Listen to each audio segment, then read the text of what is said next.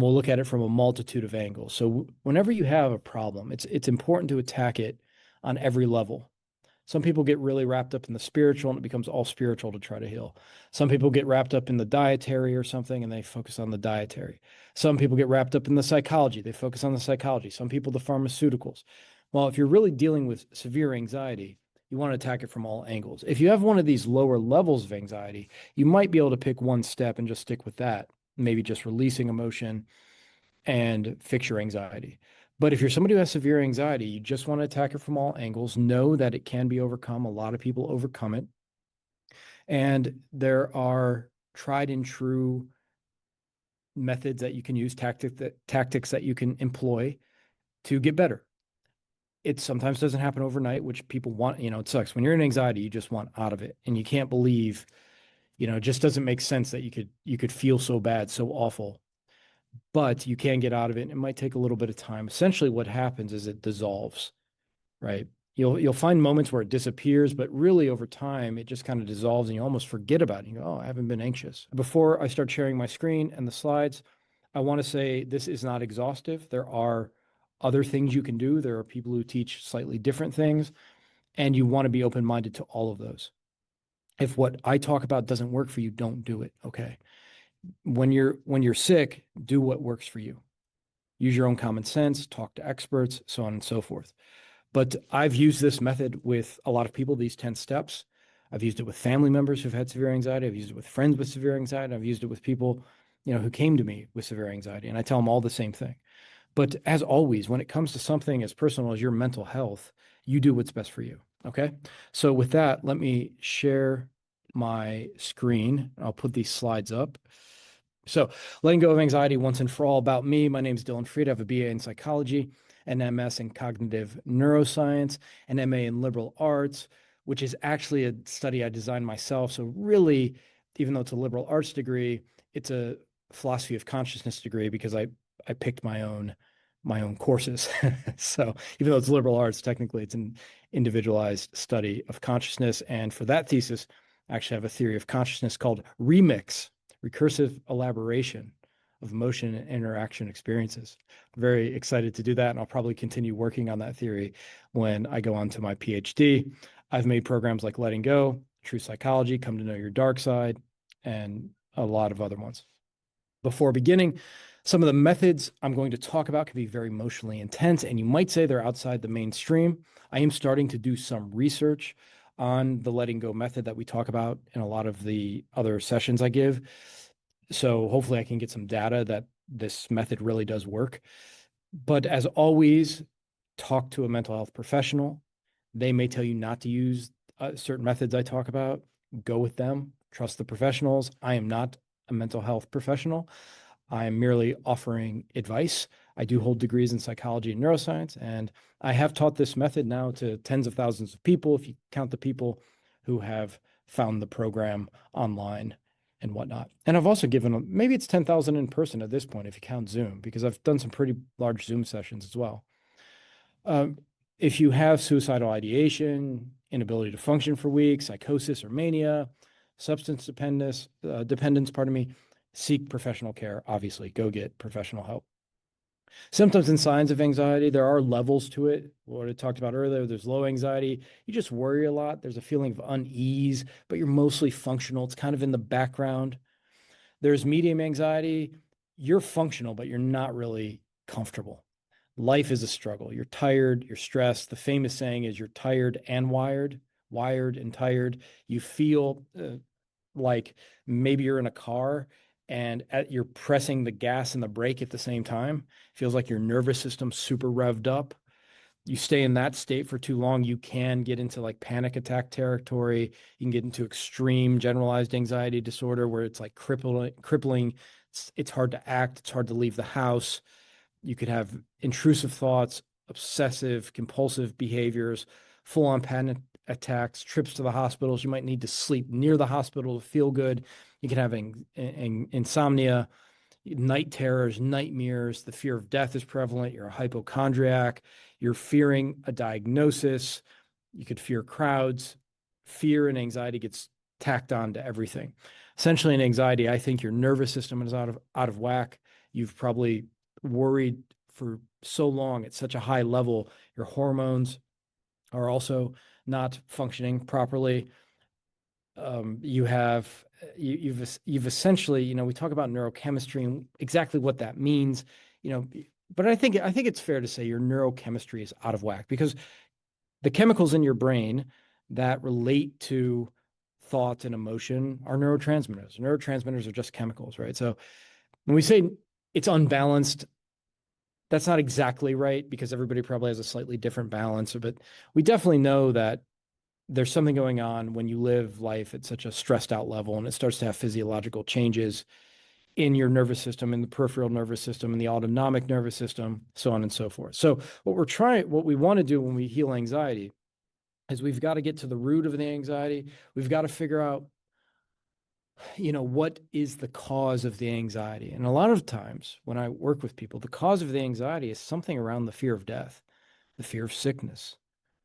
It could be the fear of not knowing why we exist. There's some existential angst there. There could be more mundane things, like there's just a lot of stress at work or the fear of a lost relationship, right? So fear of losing love. At root, there's usually one or two things that are causing the anxiety. And if you get to them, you learn how to release them and you recontextualize them and reframe them, but really you deal with the emotion, you can start to let go of anxiety. Anxiety has many faces, and it's important to talk about the symptoms, such as procrastination. You might have difficulty making decisions. You might avoid social situations. If you're really having anxiety, like going out for you is terrifying. You don't want to be out and have an anxiety attack, and then you got an hour back home or something, right? If you do go out and you have anxiety, you're always thinking of escape routes. I know people have anxiety who used to be able to fly, and now they get on a plane. They're okay on the plane until that door shuts. And then the door shuts, and it's like, okay, this isn't a bus. I can't get off. They can't just pull over. I'm in this tube and I'm stuck in here. So anxiety can be activated when you feel trapped, when you feel closed in. Your world starts getting smaller with severe anxiety. You're not happy at home, but you feel safer at home than you do outside. You go outside, you get back as fast as you can. You can have difficulty just coping with stress, any level of stress. Small things can start to, trip you up. Things you used to be able to deal with are no longer things you can deal with. Once more, it can start to drift into OCD, obsessive thoughts and rituals. You can feel overwhelmed or out of control. You can have difficulty sleeping, like we said, insomnia. You can you'll start to avoid situations that trigger anxiety, and you just feel on edge and extremely tense. We talked about tired and wired. You might feel like you're going crazy. People I work with always think they're losing their mind. They think they're going schizophrenic. They think they're bipolar. And as soon as they think they're schizophrenic because they're having like intrusive thoughts or something, then this just cranks up the anxiety even more. And then you get into this pattern of thought chasing where you're just trying to find a thought or something that makes you feel better. So now you're chasing positive thoughts while you're battling this like fear of going nuts. You stop sleeping, and then this drives you a little more crazy because you think, okay, I'll never sleep again. People will feel like their body's being electrified a little bit. They can start to feel like they're stuck in this forever, and that cranks up anxiety. So now you're like, I'm going crazy and it'll never go away. And it may be, like when it gets really severe, I've talked to people, it's like, even if I were to die, it would follow me into the afterlife. Like you can get, fear just gets magnified in so many dimensions, especially the time dimension. People, as soon as you think I'm stuck here forever, it just amplifies the panic. Become paranoid. You might do a lot of pacing, unable to sit still, a lot of self-blame. You feel weird. You feel different. You feel like you look at other people, you might feel jealous. Like, why are they so normal and so okay? Right? Why am I having to go through this? You could be furious, mad about that you're not like other people.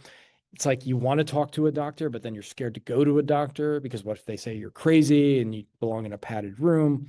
Like all of these things are going to go through your mind, depending on the level of severity. Some of this stuff, if you just have low level anxiety, you'll be like, I don't even know what you're talking about. Okay. But if you've ever had a high level of anxiety, you know exactly what I'm talking about. If you have a family member, you know what I'm talking about. You can have strange, violent sexual impulses. You can have bizarre thoughts. some people get this bubblehead feeling where they feel like their head's bigger than their body.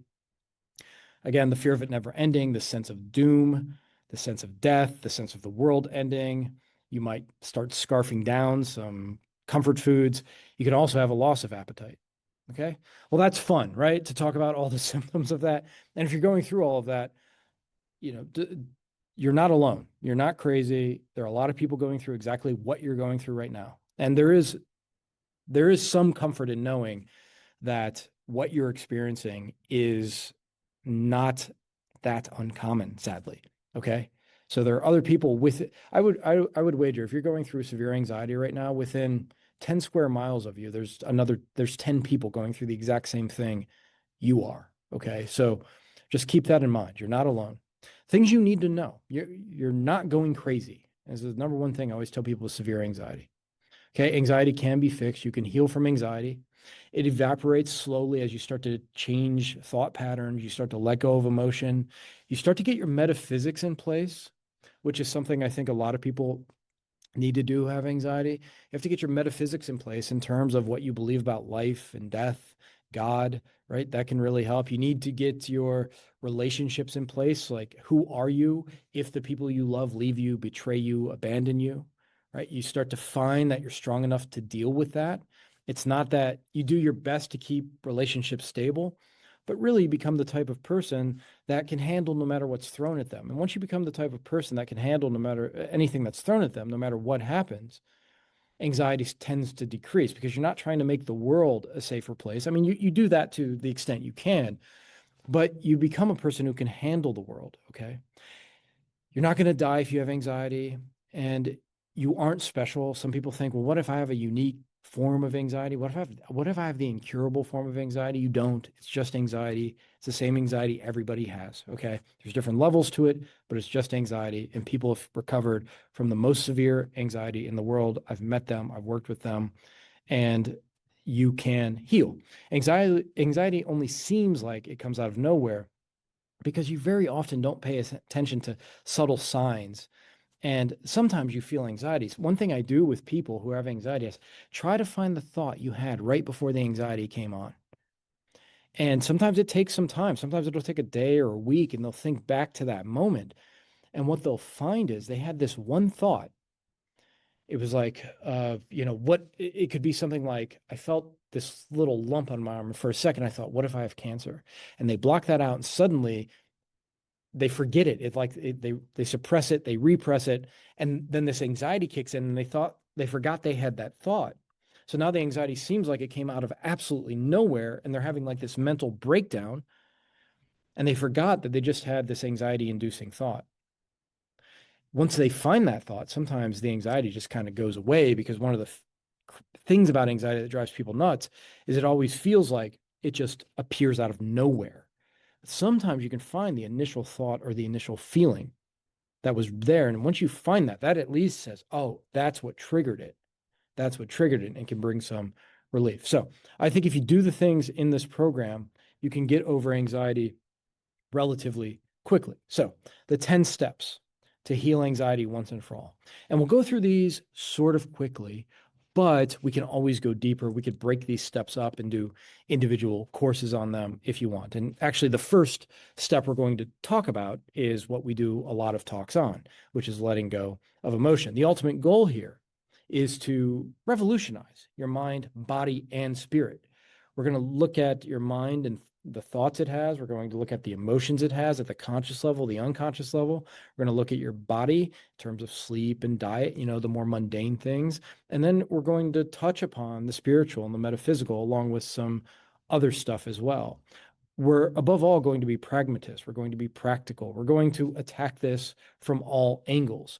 Whether you have low-level anxiety or high anxiety, everybody can use all of these methods. If you have severe anxiety, it's probably just going to take a little bit longer to get better. Okay. But we want to, in the end, we want to get to the existential root of anxiety and really release those things. So if you know me, I'm kind of a broken record. I always talk about the importance of emotion, that human beings are feeling creatures above all. We feel more than we think. If you pay attention to any thought you have, it seems weird because you can think a thought and then a feeling comes up, right? We all know that. Like if we think something bad, we feel bad. So we start to believe in our mind that thoughts can control emotions. I used to get so frustrated because I was really diligent about trying to control my thinking, to control my feelings. And I would do everything I possibly could to make sure I had equilibrium, equanimity, joy, excitement. I was really conscious of my thoughts, but I found the negative emotion could at any moment overwhelm my best intentions to think positively, just like a tsunami. And thoughts seem so weak in comparison. If you've ever been through grief or breakup, you try to reframe it. You do that thought chasing thing where you look for a thought that brings you peace, but the emotions just overwhelm thinking. One negative emotional experience, as one of my teachers used to say, can give rise to thousands and thousands and thousands of thoughts. So, one of the things you're doing with anxiety, and the reason it's so hard to get rid of, is the anxious feeling is like just, it's like a generator of thinking, a generator of thought, not happy thoughts. Okay. So, you get this vicious cycle where the anxiety, the emotions first gives rise to anxious thoughts, which creates a loop of more anxiety.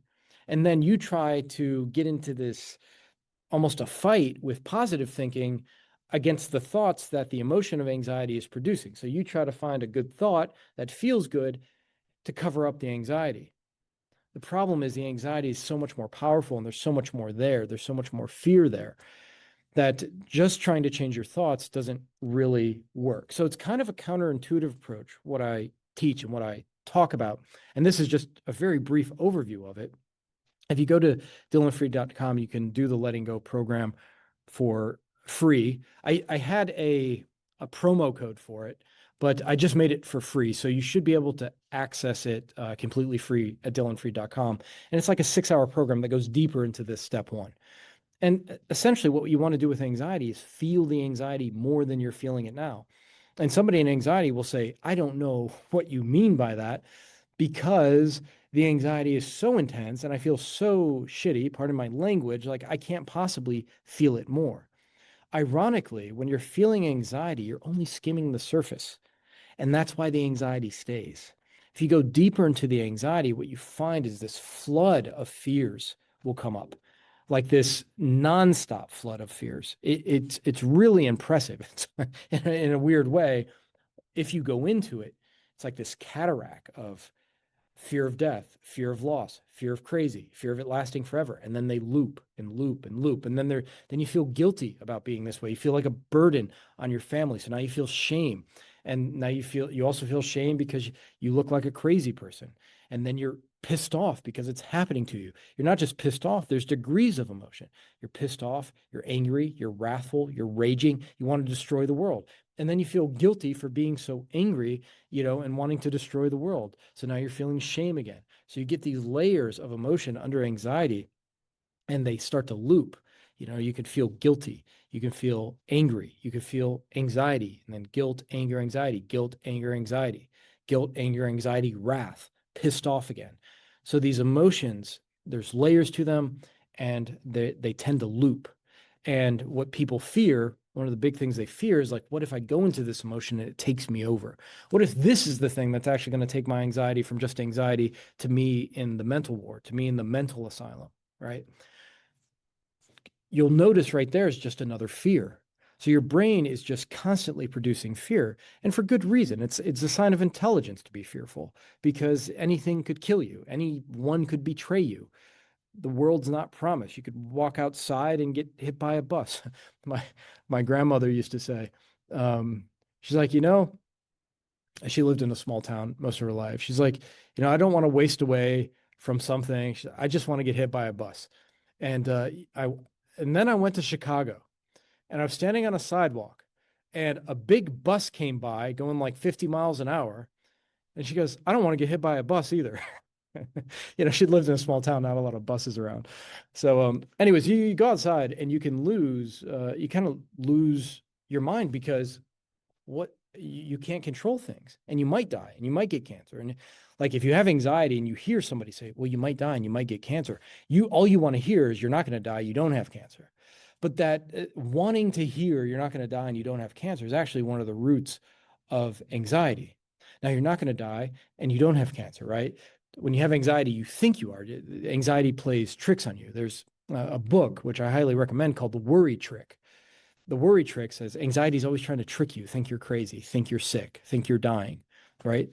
You need to know that's a trick, but at the same time, you need to go into those fears as well. This is, really what spirituality is about. And I think what psychology should be about. We have to face those fears. So letting go means going deep into those emotions. We have to go very deep into those emotions. Again, this is just a crash course on letting go of them. Go to dillonfree.com. Again, it's totally free to do the full program, or you can go to my website and there's recordings. We did a talk last week on this as well, and one earlier in the year also, going a little deeper. So I think it's the most important step personally. If I ever wake up in the middle of the night, I feel anxiety, the first thing I do, I have a typing method that is described in the program where I pull out my laptop and I do what I just talked about with you. I start looking for the anxiety. Instead of running from it, I go right into when I'm typing it, sometimes I curse because this is how the unconscious talks, but I go right into the motherfucker, part of my language. That's what I'll write. Okay, here's anxiety. I kind of say, fuck this. I'm going into it. What am I anxious about? What is it? What are you telling me? You're going to die. You're going to get sick. You're going to waste away. You know, anxiety. You have anxiety about anxiety. You have anxiety about getting anxiety. Okay. And you go into these levels and these layers of anxiety. You fear losing your mind, losing relationships, losing property, money, your job, reputation. You can have anxiety about society, the fate of the world, right? You can have anxiety about, societal unrest.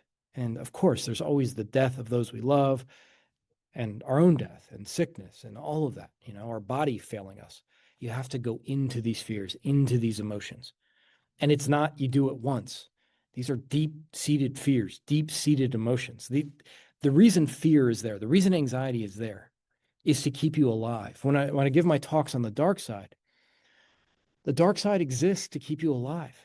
And fear is a great way to keep you alive. If you're anxious and you never leave your house, you might feel emotionally like SHIT, but guess what? You're physically safe. You're not leaving the house.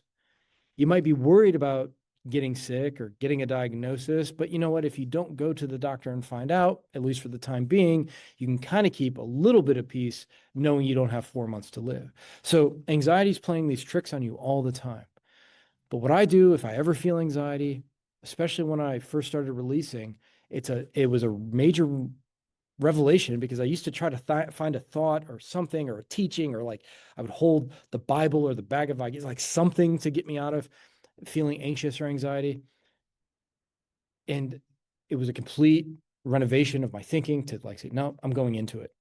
And you get to this point where you say, you know what? I don't care if it drives me crazy. I'm sick of worrying. I don't care. Let it drive me crazy. Let it kill me. Let me have a heart attack from this. Like, I'm just so sick of it. I'm going into it.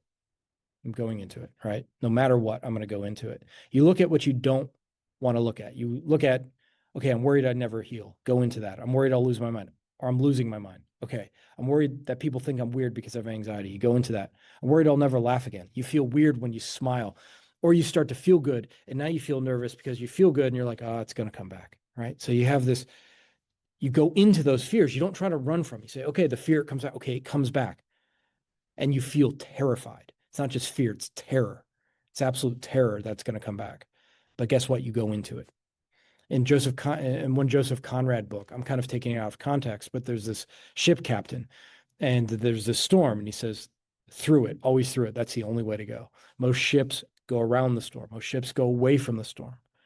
If you adopt this method, you go into it. And that's why I say always talk to a professional. They may disagree with this method. I'm telling you what I've used. I've used it with a lot of people. Okay. So you go into these things that we don't want to look at. We go into the storm. And when we're in the storm, we don't try to just sail through the storm. Essentially, when you go into the storm of these emotions, you're letting the storm throw you around. You're going into the storm and essentially saying, okay, wreck me. And it's weird because what happens psychologically and emotionally is you let the storm sort of whiplash you. As you let the storm whiplash you, this is what calms the storm. You don't try to ride the waves. You don't try to dunk under the waves. You can do this from time to time. That's okay too. It's okay to sometimes ride the waves. It's okay sometimes to avoid the storm. You can go into the storm for a little bit and then come out of it when you need a break. That's okay, right? Like you can't, maybe you don't want to do this around the clock or something. But essentially, this weird storm, emotional storms are weird. The way to calm them is to let the storm kind of ragdoll you. And while it's ragdolling you, you do something very important. You keep a calm face. You keep a calm body.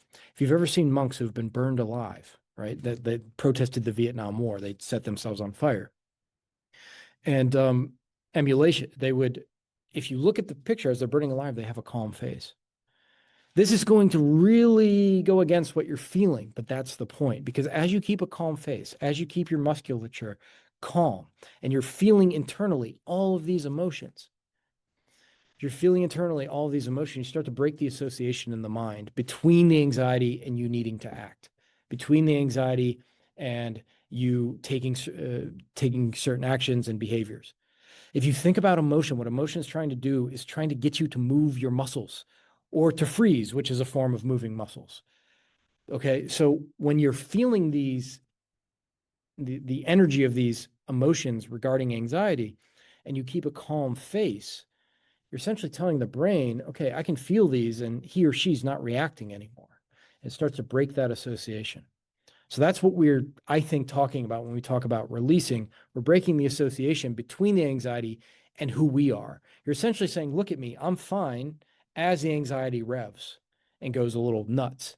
So it's weird. There's a part of you that's feeling it, and a part of you that's kind of watching it. If you've meditated, it's kind of like you're the witness. Like I said, I like to type this out as I go, but if I'm in the full program, I go into exactly how to do this. There's a video there that shows you. But remember, this isn't journaling. We're not journaling. We're looking for the feelings. Stories might come up, images come up. We let those stories and images come up, but we're looking for the feeling related to them. We're always looking for the feeling, and we always keep the calm face. I'll say one thing. If you're a spiritual person, you might worry that I'm going to attract the things I'm feeling, right? Because, they always say what you hold in mind tends to manifest. There's an intention that protects you, and the intention is to go through the junk. We sometimes call it emotional hoarding. I was having a talk with someone the other day, and she said, I call it emotional hoarding. And that's what a lot of people do. They store up all this junk inside. We got to clean it out. As a matter of fact, what happens when you release enough, you actually get excited when you feel negative emotion because it's a chance to clean the house. It's like a part of the house you just stuffed a bunch of shit into. And maybe it's not fun to clear it out, but it's also fun to clear it out, even though it's not fun to do. It's like a workout's very tough, and you might not enjoy the workout, but you kind of enjoy it because you know you're doing it, and you definitely feel better after it's done. Okay? Don't worry about attracting fear. A lot of people say, well, I'm going to manifest these things I'm thinking about. Once you understand releasing, you go, so what if I manifest it? Okay, I manifested cancer and I have 6 months to live. And so what? That's the attitude you get. And it's not just an attitude. It's like you just get sick of fear. You just like, okay, yeah, whatever. I die in 6 months. I manifest death. I manifest a breakup. I manifest poverty, blah, blah, blah. Who the hell cares? That's the state you get into. And ironically, as you let go, you're less likely to have those things happen. It doesn't mean it can happen, but you get over, there's nothing to fear but fear itself.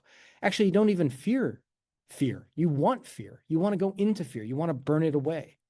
Okay. Because people say, well, if I get rid of fear, maybe, I'll go walk off a cliff, but, or I'll become promiscuous and sleep with everybody. I talk to people who think that all the time. Actually, what replaces fear is a love for yourself, pardon me, a love for who you are and a respect for who you are. So as you let go of the negative emotions, you're not flooded with like crazy impulses. Actually, you become a very mature adult. You're not run by the id or the shadow or the dark side anymore, which isn't evil. None of this is evil. And one of the things you can say to your anxiety is, thank you, anxiety. I know you're just trying to keep me safe. So instead of hating anxiety, you just go, you're just trying to keep me safe, and you're overdoing it a little bit. you're kind of overactive. It's like somebody on the job who's doing a little too much, you know? But you can give thanks and gratitude. When I went into the dark side, I did kind of a Jungian deep dive for many years. And what I found in the dark side is the dark side wanted to be thanked. The anxiety wants to be thanked. The rage you have wants to be thanked because all it's trying to do is keep you safe. It's like a dog that's trying to attack everybody to protect you. And you yell at the dog, and the dog's like, "What? I'm doing what I'm supposed to do. Actually kept your species alive over the millennia. I kept you existing. And now you hate me?" So if you start to say thank you to your anxiety, that can also diminish anxiety. Uh, I do want to, sometimes we talk about being bad. Bad is when you block out an emotion, you act out an emotion, or you try to run away from emotion, called dipping out. Blocking out, you try to distract yourself. Acting out, you might cry. See, people think you can cry it out. You can scream it out. You can like walk it out, work it out. You don't really get rid of negative emotion that way and anxiety. It can be healthy to do. It can be useful to do just because you need a break from releasing. But whenever you're crying or whatever, it's not the same as letting go of emotion. It's not like, people think I'm going to get rid of my rage by going out and screaming to the heavens, primal scream therapy. Or I'm going to go to a smash room and break a bunch of stuff. Actually, what you're doing, remember how I said emotion tries to get you to activate muscles. So when you act out, you're actually enforcing the emotion. Think of somebody who has a temper. Think of Donald Duck. It's a guy, I always use Donald Duck because I loved Donald Duck when I was a kid. He's always pissed off all the time. Does he ever run out of being pissed off? No, he just becomes more pissed off. Or Eeyore. Eeyore is always sad, always sad. Does he run out of being sad? Think about people who are angry. Think about people who are anxious. Think about people who are sad. They're always angry, sad, or anxious, or at least the majority of the time, and they never get out of it. People who cry a lot, they never stop crying. So it's a common misconception that you're releasing emotion when you cry. You might release a little bit of it when you cry, but the rest of it's blocked out of consciousness, okay? So releasing is going into the emotion, keeping that calm body, face. If you're a meditator, you kind of go into the witness, but always remember, it's okay to be bad, block out, act out, and dip out. If you need to cry, cry. If you need to talk to somebody, talk to somebody.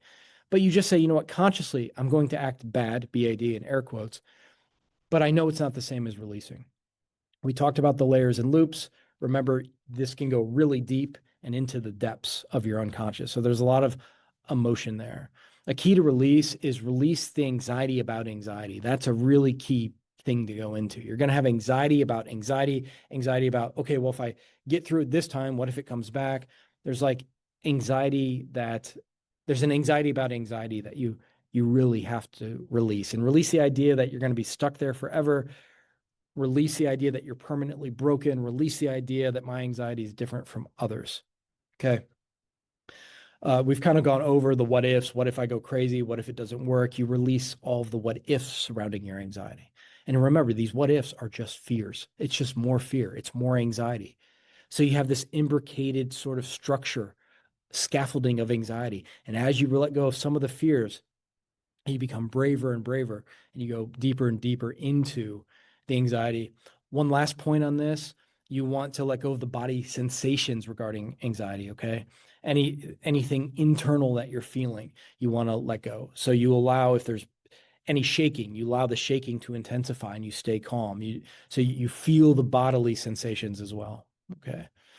So let's get into step 2, diet and anxiety. And I'll try to go through the next 9 a little quicker. Step 1's kind of my main method. I heard Tony Robbins say, if you go to a butcher, they're gonna be a butcher. They're gonna cut meat. If they're a surgeon, they're gonna perform surgery. If they're a pharmacologist, they're gonna prescribe drugs.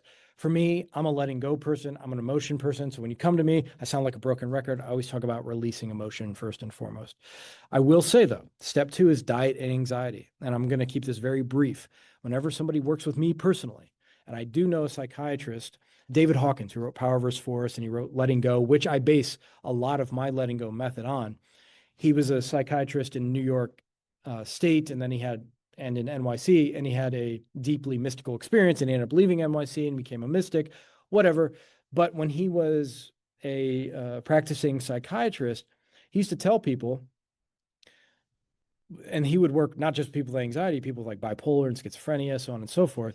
He would say to them, cut sugar for 2 to 6 weeks and then see if your symptoms still remain, and then come back and see me. And he said a lot of people, once they cut sugar, cut carbs, their symptoms went away. Okay, our pancreas can't handle as much sugar as we give it. When our species was coming along, especially if we lived in northern climates. I mean, look at New York. A lot of us are in cold weather climates. Even in Georgia and places like that, you look around in the winter, what would you eat if there weren't grocery stores? You wouldn't be eating fruit. There's no candy. There's no sugar. You'd be eating meat. You'd be eating, a lot of high fat protein. So a lot of people, and there's more and more studies coming out about this. The more you go keto, the more you go carnivore, it can really help. Okay. There are things to look out for if you start something like keto or carnivore. You got to look for digestive issues. You might have those at the beginning. There could be sleep issues, which isn't good if you have anxiety, but there are ways to handle that. The basic idea behind the carnivore diet is it's the most ancestrally appropriate way to eat. If you look, just very briefly, if you look at the fossil record, I heard this the other day, and not 10,000 years ago when agriculture came online, but before that, we look at early human fossils. There's something called nitrogen isotopes, and the amount of nitrogen isotopes you have in your bones, like an ancient 200,000-year-old human fossil, the more nitrogen isotopes you have, it's indicative of the amount of meat you ate. And the early humans we find have more nitrogen isotopes than wolves. So they were eating a lot of meat. Now, people say they died young, they were dying, at 35, but a lot of that has to do more with like disease than what they were eating. Okay. So that's the idea. There are people who claim a vegan diet works for them and helps. So you can explore this. This is the diet I prescribe to people. I shouldn't say prescribe since I'm not I'm not a professional, but it's what I highly recommend to people to try. And a lot of people, when they go carnivore, when they go meat only, and maybe very light on the fruits, very light on sugar, a lot of water, sometimes they don't even need to release emotion. Sometimes they don't need to do anything else. It fixes them. There was a Harvard study. It was just a survey. Keep in mind, it's just a survey. Okay.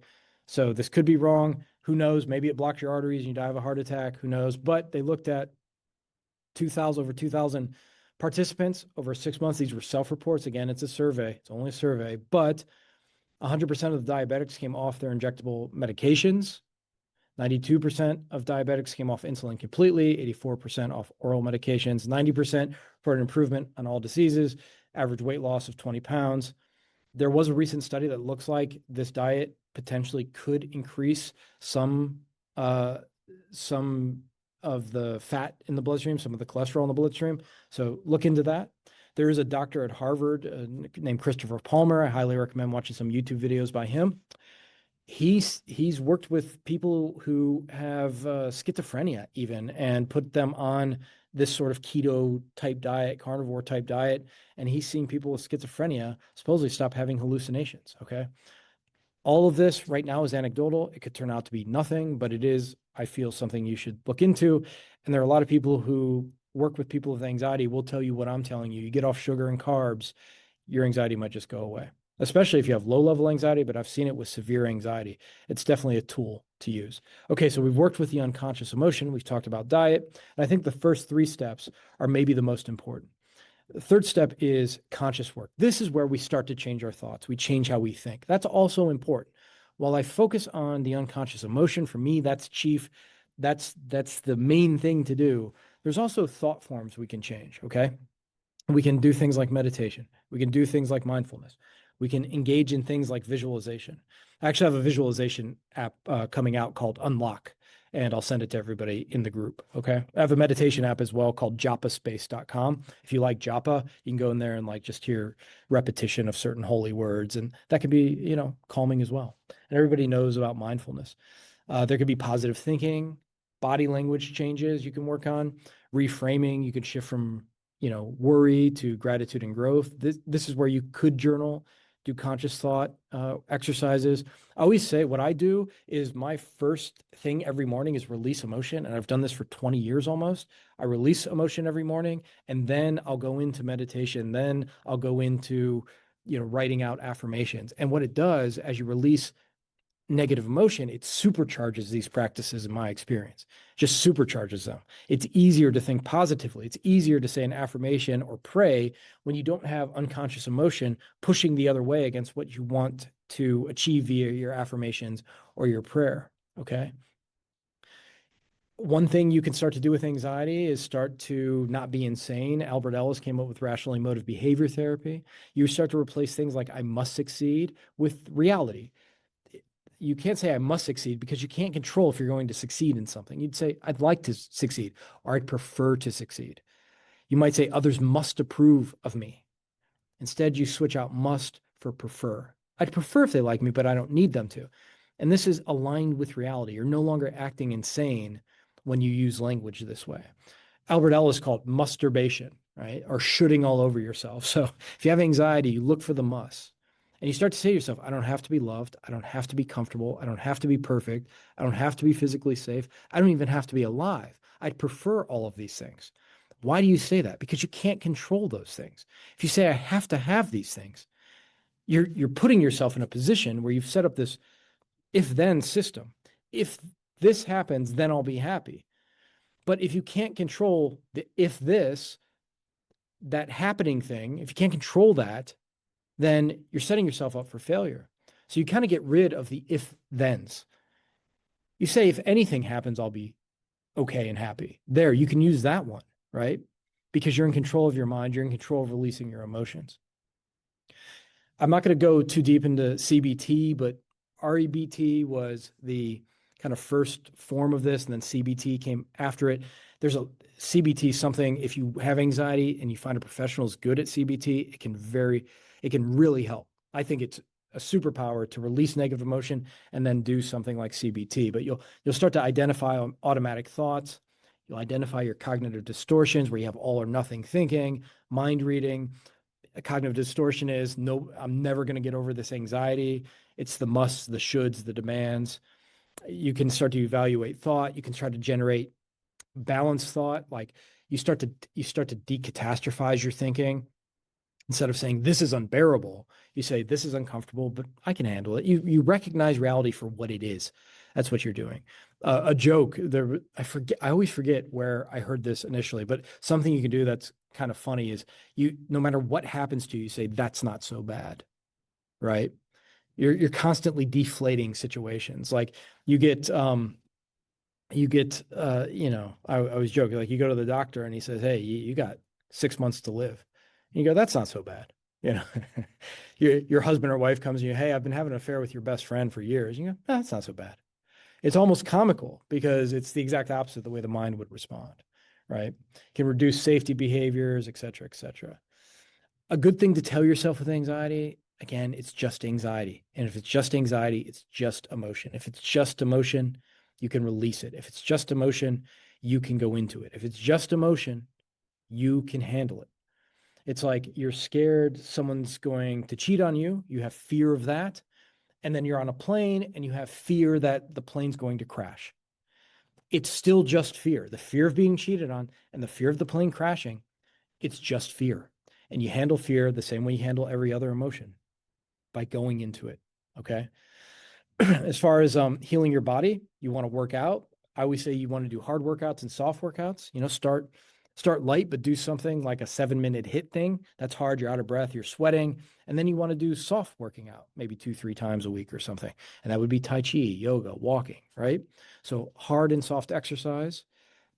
You could also do a deep dive into like sleep specific interventions. A lot of people with anxiety have a hard time sleeping. Not my area of expertise. Sleep, I will say, as you release negative emotion, you will tend to find that you sleep much better.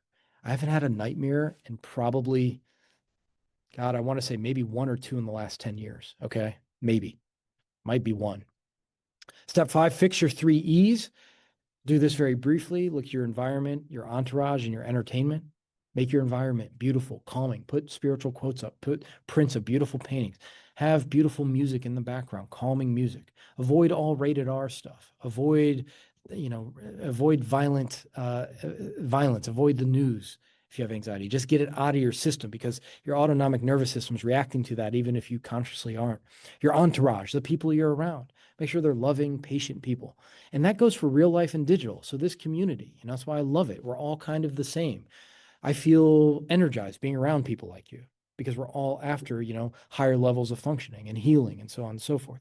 So remember, you can have a digital entourage as well. Entertainment, make sure it's, mostly joyous stuff, not too sad, not too sentimental. Sentimental is actually a really negative emotion that people get wrapped up in. It can lead to anxiety too. So you're looking for funny stuff, humorous stuff, uplifting stuff. You might start, one of my favorite things, I almost watch it every night, is the Gospel of John movie. It's on YouTube. I don't know who made it, but it's a great Gospel of John movie. I love the Gospel of John. I think it's the most spiritual book in the Bible. But I always put it on when I fall asleep. I'll leave my earphone in and fall asleep with it on. Beauty and comedy. Comedy is something I always tell, if you're having anxiety, go find a comedian. It's very useful to find a comedian. Laughing things out, watching Seinfeld on loop or Curb Your Enthusiasm, or maybe that's not your type of humor. You find something that makes you laugh. Laughter is obviously good for the soul. So take it like it's medicine. I forget the name of I don't know if I put it in this. I didn't put it in, but there was an MD who got a cancer diagnosis and he healed himself by laughing. I think it was Bernie something. Somebody will know in the chat, I'm sure. Also know that like beauty can get you out of hell. The story of Orpheus. Orpheus goes to hell and he can play this musical instrument and he's in hell and he starts to play his musical instrument, the lyre. And as he's playing, all of hell stops. All of hell stops because of beauty. So when you're in hell, beauty can get you out of it. Okay. Have great support systems, physical, digital groups. This overlaps with the 3 E's. Find people, you remember how I said you can act bad? When you need to act bad, find people you can act bad with, BAD, right? People will help you block it out. Sometimes you need to block it out. People can help you act it out. People you can talk it out with. People will go on a walk with you. And people will dip out with you, say, hey, I'm going through some SHIT. Why don't we take a little day trip somewhere, right? So find people that will act bad with you. Spiritual practices. This is something we should get into deeper that I do give talks on, but a lot of the time our anxiety comes from a fear of death. It sounds crazy if you're having anxiety, you're so scared to die, but you can get to I talked about in the last talk I gave that from a certain level, fear of death is you can like get over the fear of death, or you can become so like sick of life that you just want to die. But there's this higher level than just not being scared of death, right? Like, let's say you could get to a point where you're just not scared of death. The higher level is you're excited to die. That's a crazy thought. It doesn't make any sense to ordinary human consciousness. Why would you be excited to die? But, if you really think the best is yet to come, I'll tell you very briefly, my grandmother, she was my step grandmother, but I knew her since I was, 9, 10 years old. So she was like my real grandmother. And a funny story in our family, she was dying and, her daughter, my stepmom, said to her, it's okay to go, Mom, as she was, dying. And she said, it's okay. We'll miss you, but it's okay to go.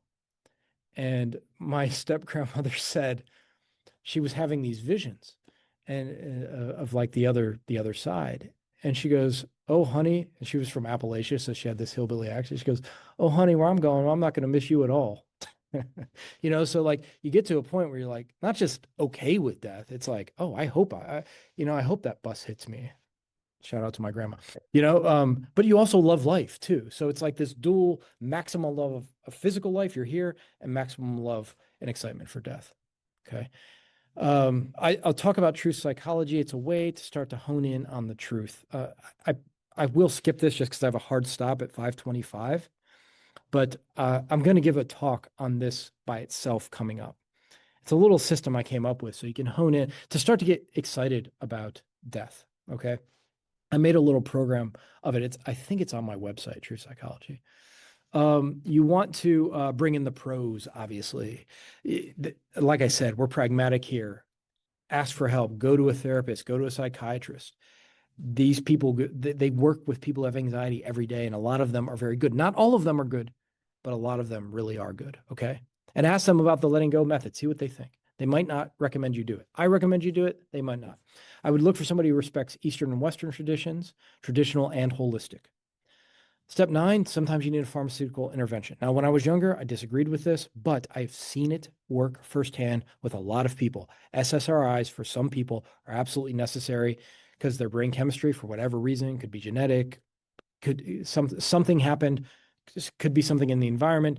The pharmaceuticals got them back to a baseline, and they did these methods. This would, for me, I say as a last resort, personally, try everything else, the diet, everything else. But if it's stubborn, start looking at pharmaceuticals. Okay. They can work for some people, they don't work for everybody. But I have found as you start doing the first 8 steps, pharmaceuticals that maybe didn't work for you before start to work, not just better, but might cure you. I've seen pharmaceuticals with other changes cure people with severe, severe, severe, severe anxiety.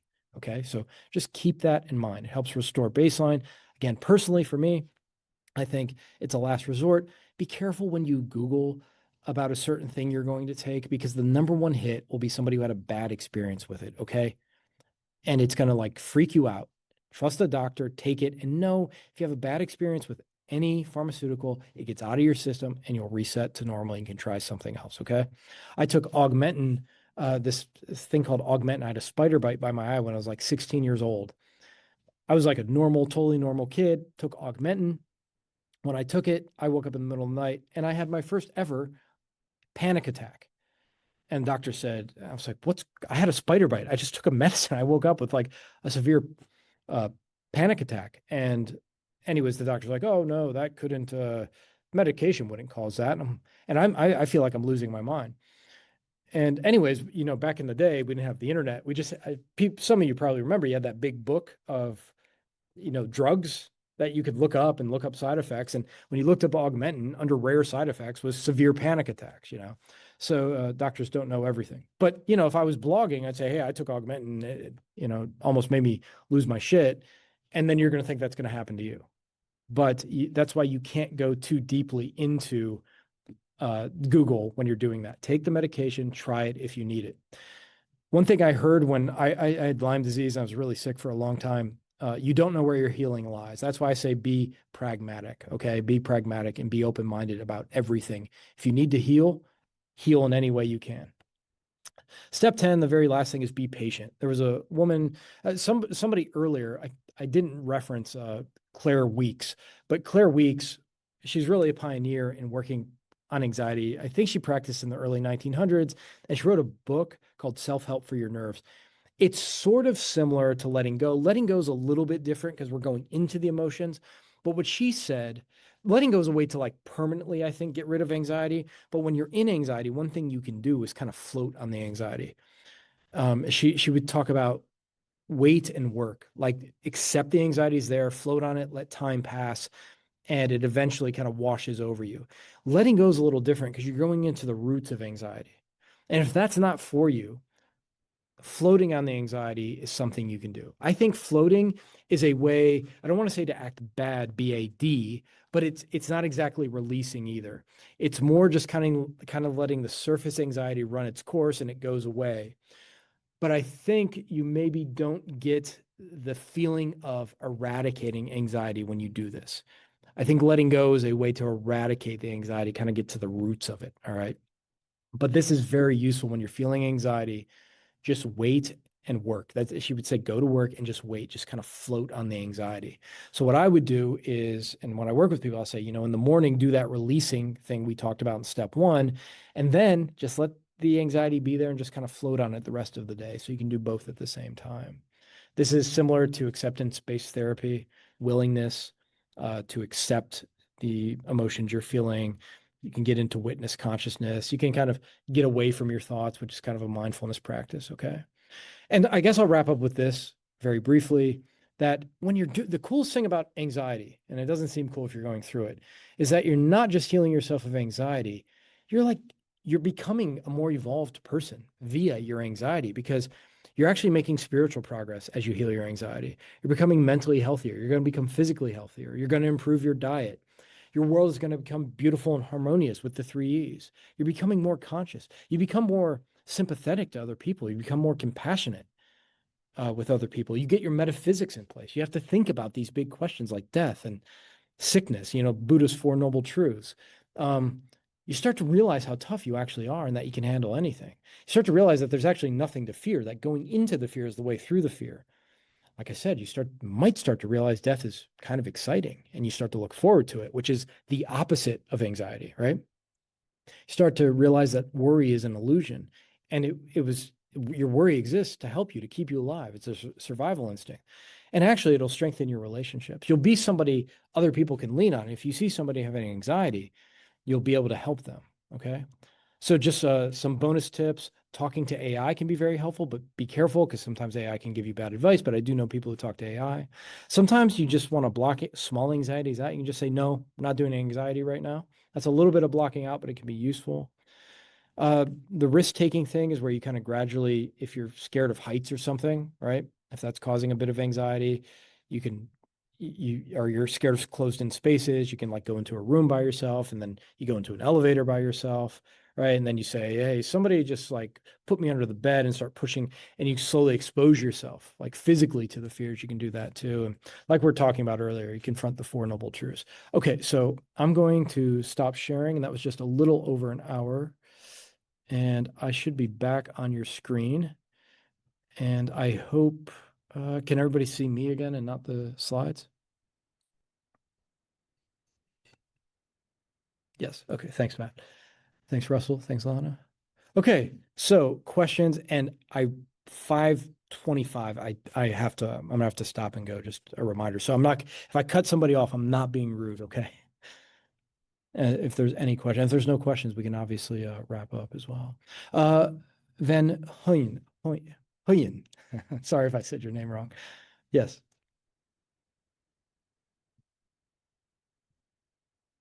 Can you unmute, or is it stuck on mute? Let me see.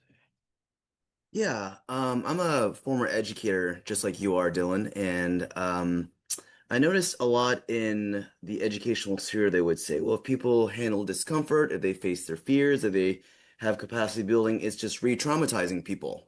Hmm. And I'm wondering if you can have discernment about this, where there is kind of an overreach or overcorrection regarding this. Thank you. Yeah, great question. So I think if you're going to criticize the letting go method in particular, it would be your re-trauma, you're bringing back up these memories. Like I was working with somebody the other day, and they felt like they had got over something, and they didn't even want to touch that thing, that emotion. And that I think is a personal choice to know yourself. Now, it depends what your goals are too. If your goal is just to be functional, maybe you don't want to go reopen those old wounds. If your goal is to like be completely free of the negative emotion, like to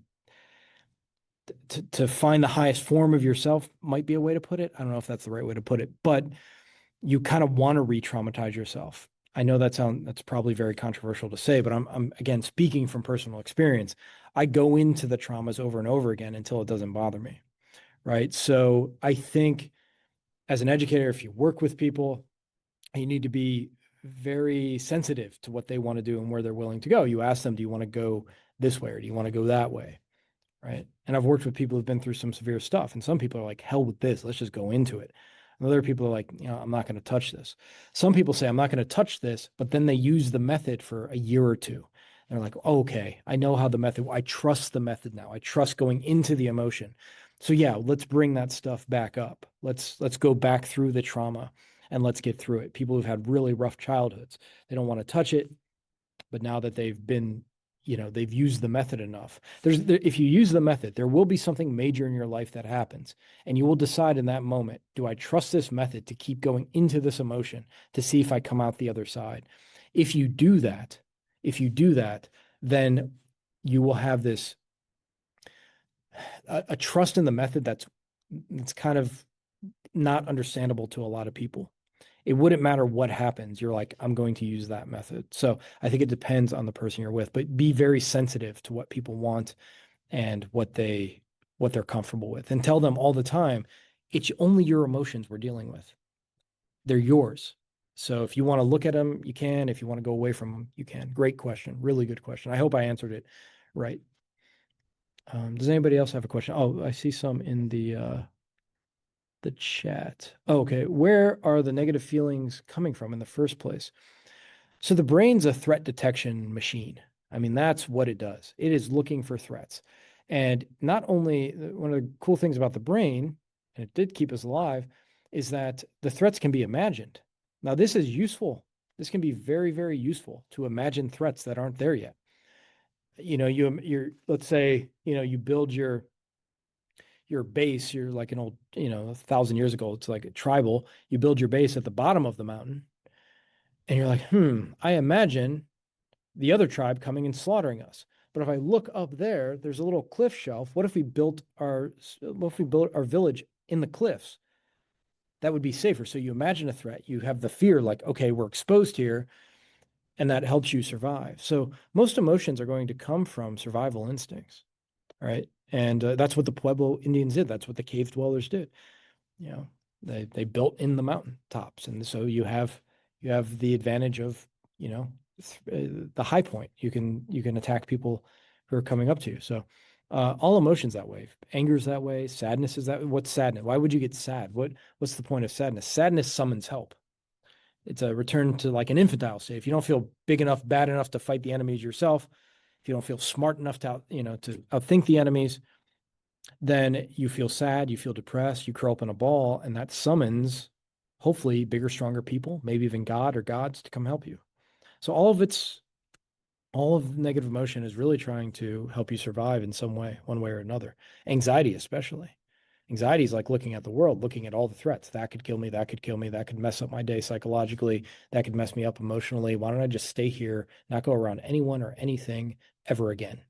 Right? Yeah, I'm going to feel shitty and jittery, but you know what? In extreme forms, you're wearing gloves everywhere and you're scared of germs and all of that, right? So, great question. But what about intuition? Intuition is like, I mean, I'm just spitballing here, but like, I would say it's like a positive form of, it's like maybe using good emotion in an anticipatory way rather than negative emotion in an anticipatory way. Like your intuition might tell you it's more calming than anxiety. Maybe they both have the same function, but intuition's a little more like calm, and it's an inner feeling you have about potential threats, but not coupled with, the paranoid sort of ideation or something. It's like, I see that could happen. I have an intuition that this person's not good. You're picking up on subtle cues. If you're a spiritual person, maybe you feel like you're reading their aura, something like that. So intuition in my mind comes with a calming, positive emotion. Anxiety kind of performs the same function, but it comes with a negative valence, a negative overtone. Great questions. Uh, So, of course, educators do have lines to not cross, of course, but they are allowed to help students engage in capacity building. But I noticed even this overcorrecting. Oh, that was your question. When engaging in content, the person student felt anxiety about tackling a new challenge. So if you're teaching them the letting go method, it's like go into that anxiety about tackling a new challenge. Okay, yeah, let's live through you failing and humiliating yourself with this new challenge of it not working, right? And get to a point where you're strong enough that even if it doesn't work out, you're good. Like listen to David Goggins. David Goggins, the guy who just runs like 1,000-mile marathons or whatever. And he says he always has a question, what if? What if I could turn this around? It's not the what if fear, it's the what if this becomes like an amazing story? Who would I be if I turned that? Okay, I failed 1,000 times. No, those were just trials. Those were just attempts. Jim Rohn, I love like motivational speakers are great. I think you should listen to a motivational talk every day. That's that conscious after you let go of the negative. But Jim Rohn, famous motivational speaker, said one of the most powerful words in the English language is until. I'll do this until I succeed. You can't stop a person who says until. Even if a person, like to the day they die, they keep trying. That's a successful life. If they never even succeed, but they keep trying to achieve something, right? Like to me, that's a pretty badass person. Russell says, I have a question. I have anxiety being alone because I'm shy, nervous meeting new people. What should I do to solve the problem? Should I continue finding groups within Meetup? Yeah, absolutely. And you go into your shyness. Go into like I used to, okay, I'll tell you a story. When I was in my late 20s, my friend and I would go out, right? I had gotten really sick and I couldn't actually like go out too often because I was just I never felt good. But my friend was like, look, we'll go out, and if you feel bad, we'll just come back. I'm like, all right, let's go out. So, anyways, we'd go out and we would see, we're both single, young men in our late 20s, and we'd be out and we'd see like some beautiful woman. And I saw this one girl one night and I was like, oh my God, she's so pretty. She's so pretty. And my friend was just tired of hearing me say that. And he said, You're never going to talk to her. Just shut up. Well, I kind of got competitive. So if you have like a competitive instinct, you can say, oh yeah. So I made a vow in that moment that I would talk to any girl or any person, just if it was like a business thing, no matter what, no matter the situation. And it was just like release the emotion as I walked up and just open my mouth. And I could tell you stories of so embarrassing. But I went into the embarrassment. I felt the embarrassment, right?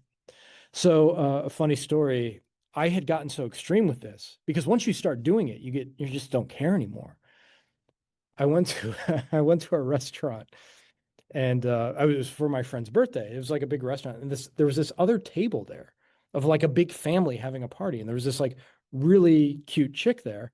She's surrounded by her father, her aunts, her uncles, everybody. But I had made a vow that I'll talk to anybody anytime. I walked into the family reunion with all of her uncles and cousins around and asked her out. That's how extreme it became. The guys actually respected me. One guy, the uncle's like, "Are you insane? What are you doing?" But she liked that. So if you're shy about talking to people, you really just kind of go into it. You live through the worst case scenario. It's kind of like exposure therapy. You're going to embarrass yourself. People are going to reject you. Some people are going to find you boring, but you stop caring, you know? So I would say my philosophy is always go into what you fear. Always, always, always. Whether you could do it physically or just in imagination, always go for it. Gina wrote, so you have to make fun of anxiety to feel better.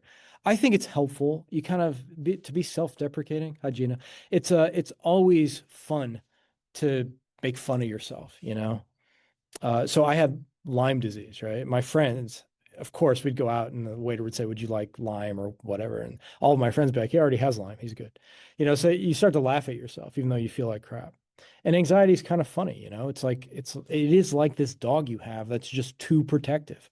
It just wants to keep you safe, and you feel absolutely terrible about it. You don't feel good in any way at any time regarding the anxieties you have. So it's easy when we're out of it to make fun of it. And if you're going through anxiety, you think, how could I ever, ever laugh at this? But over time, as you practice these steps, you definitely can.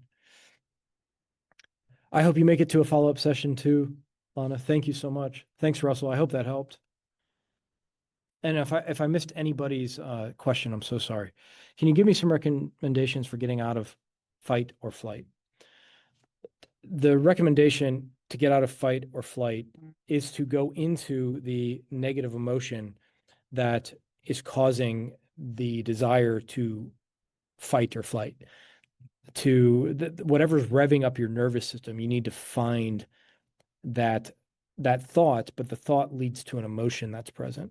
Okay. And if you find the emotion, you go into that emotion. And as you go into that emotion, you're going to find layers and layers of emotion, more emotion that are there. At the same time, you're going to want to exercise, do the diet, right? Try different, eating different ways. And also then engage in step 3, which is conscious changes, conscious thought changes. So my advice would be those 10 steps are really useful. And also make your environment peaceful, find peaceful people. You got to be careful with meditation though, right? You got to be careful with meditation in the sense that it can become a form of blocking out. Like you block out the negative feeling and you feel peaceful, but you'll notice the emotion you haven't really done anything with, the emotion in the unconscious. So you've got to always be careful with meditation. My friend, one of my really good friends who's meditated for years, he really fought me on this for a long time. And I was like, look, man, I know I meditate. I love meditation. I'm not putting it down. But for most people, it's a form of repression. You're blocking out the emotion. And he kind of fought me on it for a few years, and finally he kind of saw it. He's like, "Oh, I see what you're saying." So now he's a proponent of it. He sees what I see, that meditation, mindfulness, stoicism, positive thinking, all good. We're not saying they're bad, but if you notice, you're trying to paper over the emotion in the unconscious very often. And when you try to paper over that emotion, that tension builds up and it eventually comes out in some way. Like people have meditated for years and years, uh, they might like suddenly snap on somebody, and they go, has all this meditation been for naught? Right? Has all this meditation I thought I was evolving, and I just like slapped somebody in the subway for stepping on my shoe. It's like, and then they feel like losers, they feel like hypocrites, and because they're known as the meditator, the spiritual person, and they're slapping people, or they're verbally slapping people, and then they have this identity crisis and all that. And it's because all the years of meditation, they haven't gone into the actual emotion that's underneath consciousness. Um, so yeah, Emily, I would go into these 10 steps, and that should help with fight or flight. And also, again, look, maybe somebody else has a teaching. You never know who somebody else might tell you something and it just clicks. If you watch a really good talk, I'll put it in chat really quick, is Albert Ellis. He's so good. He's founder of REBT. I think it's called 21 Ways to Stop Worrying and Start Living. It's a really class. I haven't listened to it in years, but it's a classic talk. Matt, so I'm gonna leap and say positive emotions are more efficient to organize our lives than negative ones. I believe so. Yeah, intuition instead of anxiety. There must be positives for other negatives. Yeah, looking for the opposite negative emotion, or sorry, the opposite of the negative emotion you're feeling, rather than the opposite thought. The opposite emotion can be very powerful. It's kind of a mix between step one and step two, or step three, pardon me, the unconscious work and the conscious work. You can feel an unconscious emotion and then look for the opposite of that emotion. So that's the emotion you want to like enlarge, that you want to like tease out as you let go of the negative. So the opposite of anxiety might be something like excitement. Everything you're anxious about, what if you're excited about? That might be it.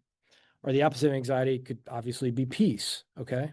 Um, so great question.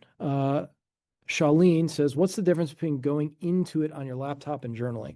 So when I go into it, what I'm doing is I am, if you look at my journal entries, it will be something like anger, anger, anger, anger, anger, anger, anger, rage, rage, rage, rage, rage. And if I'm really feeling it, I'll just kind of smash the keys.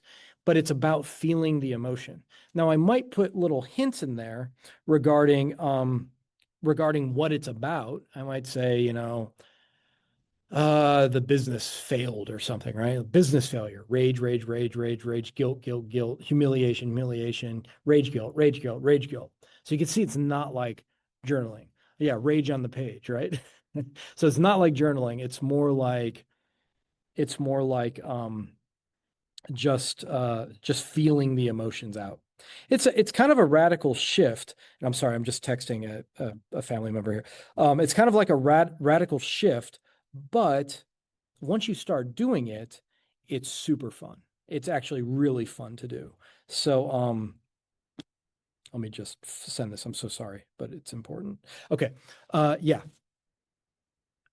great question. Will the recording be available after the meeting? Yes, it will. I'm recording right now, and I have to go in like 2 minutes. So maybe I can do one more question if there is one.